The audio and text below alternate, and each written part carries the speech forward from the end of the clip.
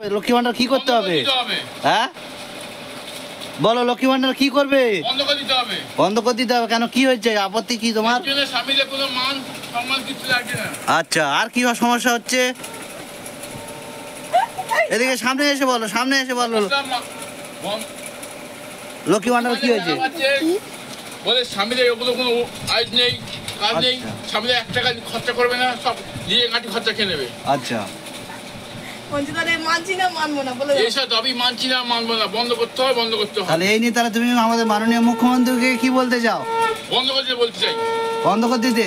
কেন, সমস্যাটা কি হচ্ছে? বাড়ির বউ কি বলছে? বাড়ি বলছে এইসব টাকা আমাদের দিয়ে দিচ্ছে, আমরা গয়না করবো। আচ্ছা, তাহলে লক্ষ্মী ভান্ডার বন্ধ করে দিতে হবে বলছো?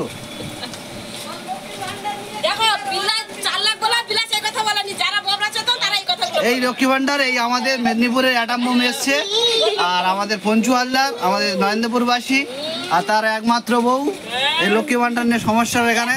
দিদি, মাননীয় মুখ্যমন্ত্রী, তুমি এটা নিয়ে একটা ব্যবস্থা করো, লক্ষ্মী ভান্ডারটা বন্ধ করার জন্য। পঞ্চু হালদার এখন আমাদের বলছে এটাকে বন্ধ করতে হবে।